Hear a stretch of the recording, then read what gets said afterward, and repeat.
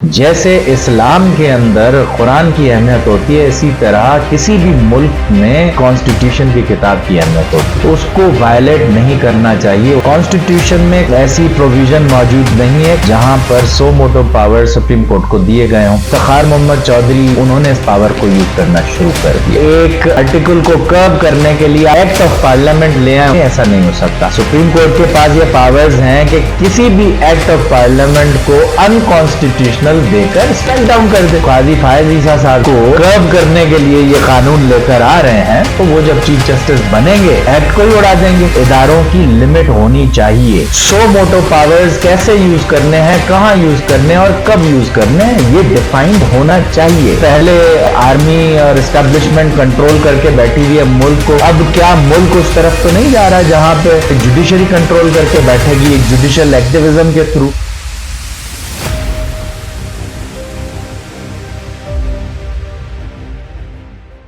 जो मुझे नज़र आ रहा है इसका बैकग्राउंड यही है कि जो असेंबलियाँ मअतल हुई थी पंजाब केपी में और नेशनल असेंबली में, जो रेजिग्नेशंस दिए थे, उसके बाद आर्टिकल है पाकिस्तान के कॉन्स्टिट्यूशन का 224।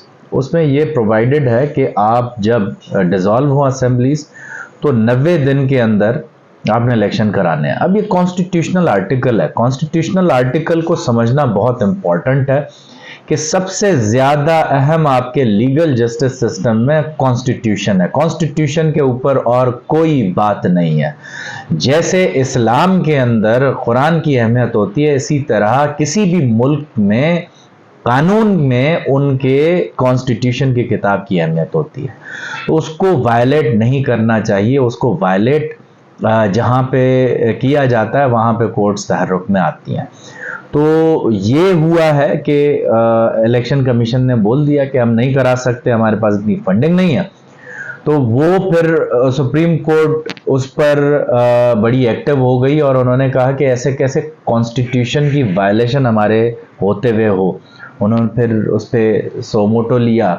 तो जब गवर्नमेंट के खिलाफ इस पे फैसला आया और उन्होंने सुप्रीम कोर्ट ने कहा कि आपने 90 दिन के अंदर इलेक्शन कराना है, तो फिर फेडरल हुकूमत जो है एक लॉ लेकर आई, एक्ट ऑफ पार्लियामेंट। अभी बिल उन्होंने इंट्रोड्यूस कराया हुआ है कि मेरा ख्याल है उसका नाम है कि सुप्रीम कोर्ट प्रैक्टिस एंड कुछ एक्ट करके 2023। उसमें उन्होंने ये बोला है कि जो सो मोटो पावर है वो सुप्रीम कोर्ट ऐसे इस्तेमाल नहीं करेगी। उसमें 3 सीनियर मोस्ट जजेस जो है उनको साथ मिलके बैठ के इस्तेमाल करना होगा। अब ये एक नया आईनी और कानूनी मसला है।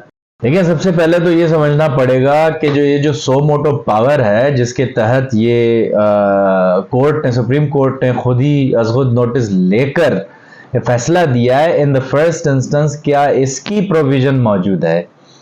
देखिए, कॉन्स्टिट्यूशन में कहीं पे भी सुप्रीम कोर्ट अपने पावर्स लेती है कॉन्स्टिट्यूशन से। कॉन्स्टिट्यूशन में कहीं पर भी ऐसी प्रोविजन मौजूद नहीं है क्लियर कट और अनएम्बिगुअस टर्म्स में जहां पर सो मोटो पावर सुप्रीम कोर्ट को दिए गए हों। आर्टिकल 184 है जिसका सब आर्टिकल है 3 के पब्लिक इंपॉर्टेंस के मैटर पे, जहां पर फंडामेंटल राइट्स की वायलेशन होती है वहां सुप्रीम कोर्ट इंटरवीन कर सकती है। लेकिन उसमें यह नहीं लिखा गया कि ये इंटरवेंशन क्या किसी की दरखास्त पर होगी या खुद सुप्रीम कोर्ट करेगी। अब यहां पर प्रॉब्लम है, कंफ्यूजन यहां पर है। पहले 2007 से पहले हमें नजर नहीं आता इतना कि सो मोटो पावर्स यूज किए गए। जब इफ्तिखार मोहम्मद चौधरी वकला तहरीक की कामयाबी के बाद रेस्टोर हुए चीफ जस्टिस, तो उन्होंने इस पावर को यूज करना शुरू कर दिया। जब उन्होंने इस पावर को शुरू किया तो जुडिशियल एक्टिविज्म एक नई चीज सामने आ गई और उसके ऊपर भी काफी तनकीद होती रही है कि क्या ये सही है या नहीं है। अब उस जुडिशियल एक्टिविज्म को कर्ब करने के लिए भी आपको जो आइन ने हल दिया हुआ है, रास्ता दिया, और वही अख्तियार करना पड़ेगा। अगर आपको ये चीज समझ नहीं आती, आपको लगता है कि ये गैर आईनी है, तो गैर आईनी चीज को आप आइन के थ्रू ही आप देखेंगे कि उसको पावर मिल कहां से रही है। पावर मिल रही है, सुप्रीम कोर्ट कह रही है कि मैंने पावर ली है आर्टिकल 184 सब 3 कॉन्स्टिट्यूशन ऑफ पाकिस्तान से। जब पाकिस्तान के कॉन्स्टिट्यूशन ने उनको पावर दी है तो आप एक्ट ऑफ पार्लियामेंट के थ्रू उस आर्टिकल को कर्ब नहीं कर सकते। देखिए, इन 3 चीजों को समझना पड़ेगा। एक, हर मुल्क के अंदर एक स्टेट जो होती है उसके 3 ऑर्गन्स होते हैं। एक है आपका लेजिस्लेचर, दूसरा एग्जीक्यूटिव और तीसरा है जुडिशरी। जो लेजिस्लेचर है वो आपका कानून बनाता है, जैसे पार्लियामेंट है यहाँ पर। जो एग्जीक्यूटिव है उस कानून को इम्प्लीमेंट करता है। जो आपकी गवर्नमेंट है, जैसे सिंध गवर्नमेंट है, फेडरल गवर्नमेंट है, ये उस कानून को नाफिज करती है। तीसरी है जुडिशरी, जहां पर कानून को नाफिज करने में गलती हो रही हो गवर्नमेंट से, तो वो इंटरप्रेट कोर्ट करता है कि ये कानून आप नाफिज सही नहीं कर रहे, इस तरह नहीं, इस तरह होगा। तो कंट्रोल सुप्रीम कोर्ट को कौन कर रहा है? कॉन्स्टिट्यूशन। कॉन्स्टिट्यूशन कंट्रोल कर रहा है, और कॉन्स्टिट्यूशन ने सुप्रीम कोर्ट को, लेजिस्लेचर को और आपके एग्जीक्यूटिव को एक इंडिपेंडेंट इदारा बनाया हुआ। ये तीनों इंडिपेंडेंट हैं, ये ओवरलैपिंग पावर्स की नहीं हो सकती।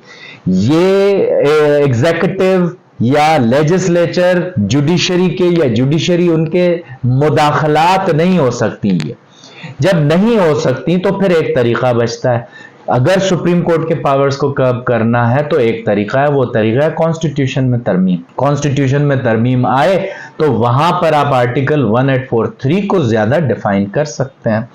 ऐसा नहीं हो सकता कि कॉन्स्टिट्यूशन को एक्सप्लेन करने के लिए, कॉन्स्टिट्यूशन के एक आर्टिकल को कर्ब करने के लिए आप एक एक्ट ऑफ पार्लियामेंट ले आए, उसके तहत करें, ऐसा नहीं हो सकता।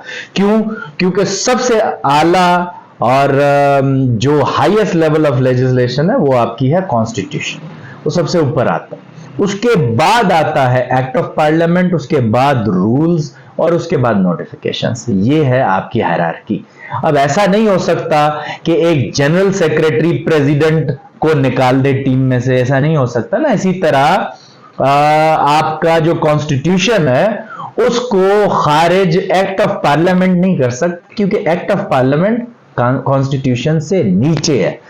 तो अब ये बात बिल्कुल क्लियर इसमें हो जाती है कि ये अगर आपने 100 मोटो पावर्स सुप्रीम कोर्ट के कर्ब करने, तो आपको कानून में, आईन में तरमीम लानी पड़ेगी, उसके अलावा कोई हल नहीं है। सबसे पहली बात तो ये है कि ये जो एक्ट ऑफ पार्लियामेंट है ये आप 50 बना लें। सुप्रीम कोर्ट के पास ये पावर्स हैं, सुप्रीम कोर्ट के पास ये पावर्स हैं कि किसी भी एक्ट ऑफ पार्लियामेंट को अनकॉन्स्टिट्यूशनल देकर स्ट्राइक डाउन कर दे। तो अगर आप फायज ईसा साहब को कर्ब करने के लिए ये कानून लेकर आ रहे हैं, तो वो जब चीफ जस्टिस बनेंगे तो उसके बाद इस एक्ट को ही उड़ा देंगे, तो आपके पास कुछ बचेगा ही नहीं। जाहिर सी बात है कि इदारों की लिमिट होनी चाहिए। ठीक है, 100 मोटो पावर्स कैसे यूज करने हैं, कहां यूज करने हैं और कब यूज करने हैं, ये डिफाइंड होना चाहिए। इस पे कोई भी दो राय किसी की भी नहीं है। ये तो काफी अरसे से हम खुद इस पे हैरान हैं कि शायद पहले हम देखते थे कि आर्मी और एस्टेब्लिशमेंट कंट्रोल करके बैठी हुई है मुल्क को। अब क्या मुल्क उस तरफ तो नहीं जा रहा है जहां पे सुप्रीम कोर्ट जो है वो कंट्रोल करके, जुडिशरी कंट्रोल करके बैठेगी जुडिशियल एक्टिविज्म के थ्रू। तो ये कंसर्न्स लीगल वर्ल्ड में, जो सिविलाइज्ड वर्ल्ड है, सिविल सोसाइटी है, उनके अंदर ये डिस्कशंस पहले से ही चल रहे थे। यहां पर किसी को एतराज नहीं है। मुझे एतराज है, और मेरी तरह के जो भी लोग होंगे उनको जो एतराज होगा वो ये होगा कि आप आइन की धज्जियां ना उड़ाएं। आपको अगर सुप्रीम कोर्ट के पावर्स कर्ब करने हैं तो आप आइन के थ्रू आए। आइन ये कहता है कि आइन में तरमीम लाओ, इसके अलावा कोई और हल है नहीं। अगर उसके अलावा आप कुछ कर रहे हैं तो ये आपकी ख्वाहिश हो सकती है, ये आपकी चाह हो सकती है कि आप मुल्क को किसी अंधे कुएं में ढकेलते जाएं, आप कर लें। लेकिन ये मेरा ख्याल है कि अगर लॉ पास भी हो गया तो काजी फायज ईसा साहब जब आएंगे तो वो इसको उड़ा देंगे।